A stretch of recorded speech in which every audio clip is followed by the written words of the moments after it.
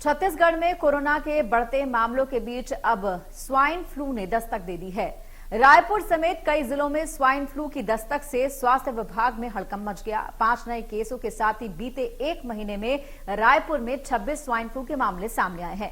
Doctors के मुताबिक swine flu भी आम सर्दी जुकाम की तरह लक्षणों को प्रदर्शित करता है, लेकिन ये तुलनात्मक रूप से कई दिनों तक प्रभावी रहकर श्वसन तंत्र को नुकसान पहुंचाता है। स्वाइन फ्लू के लक्षण भी कोरोना के लक्षण से मिलते जुलते हैं। इसमें खांसी, बलगम आना, गले में दर्द, खराश होना, जुकाम और कुछ लोगों को फेफड़ों में इन्फेक्शन तक हो सकता है, सांस चढ़ने लगती है। स्वाइन फ्लू बीमारी H1N1 इन्फ्लुएंजा ए के कारण होती है। ये वायरस वायु, कण और संक्रमित वस्तुओं को छूने से फैलता है और बरसात के इस मौसम में बुजुर्गों, गर्भवती महिलाओं और बच्चों में संक्रमण तीव्र गति से प्रभावी होने के खतरे रहते हैं।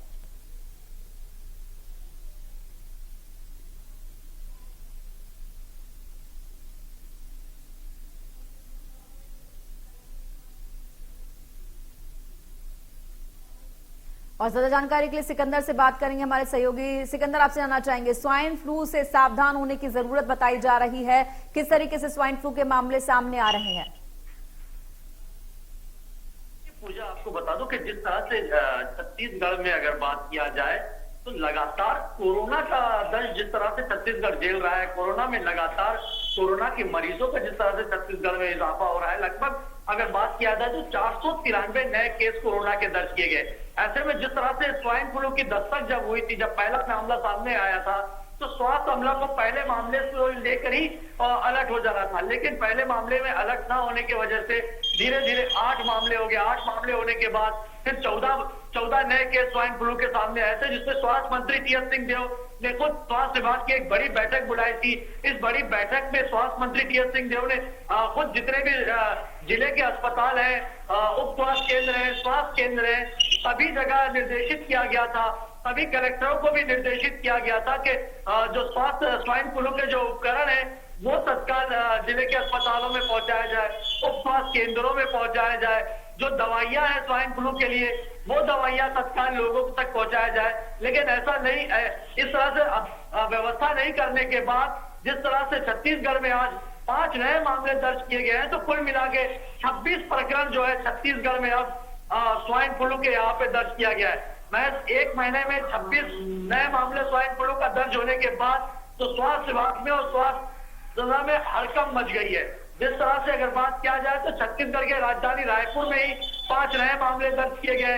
बात किया जाए धमतरी में एक मामला आया है, दुर्ग में स्वाइन फ्लू के मामले आए हुए हैं। तो इस तरह से लगातार जिस तरह से छत्तीसगढ़ में कोरोना के बाद स्वाइन फ्लू का भी मामला सामने आया है। मंकी पॉक्स की बात करूं तो मंकी पॉक्स से भी एक संदिग्ध मरीज मिला था। तो कहीं न कहीं छत्तीसगढ़ में अब स्वास्थ्य अमला को जागरूक होने की जरूरत है।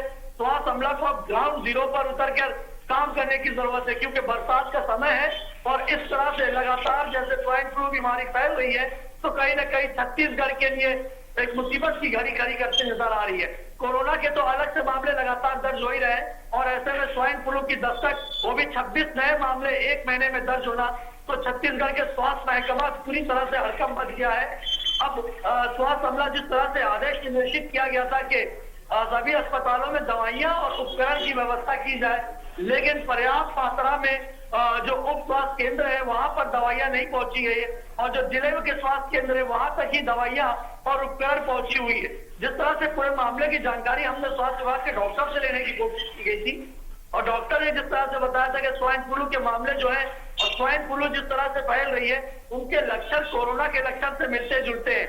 सर्दी, खांसी, बुखार, हाथ पैर में दर्द, फेफड़ों में ये, तो कहीं ना कहीं फेफड़ों में भी लक्षण नजर आ रहे हैं। तो इस तरह के जो स्वाइन फ्लू की बीमारी है वो अब छत्तीसगढ़ में पूरी तरह से पैर पसारता हुआ नजर आ रहा है।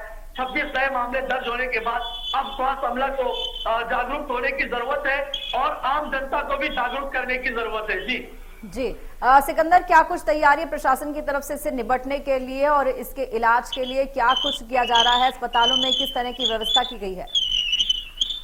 देखिए, जिस तरह से पूजा, आपको बता दूं कि स्वास्थ्य मंत्री ने जो बैठक की गई थी और बैठक के बाद जो आदेश जारी हुए थे, तो उन उपकरणों की व्यवस्था की गई है। लेकिन जिस तरह से बरसात के समय बुजुर्ग और जो बच्चे हैं उन पर ये संक्रमण जो है वो लगातार फैलता हुआ नजर आ रहा है। क्योंकि अब तक के 26 मामलों की अगर बात किया जाए तो इन 26 मामलों में अगर स्वाइन फ्लू को देखा जाए तो सबसे ज्यादा बुजुर्ग और बच्चे शिकार होते हुए नजर आए थे।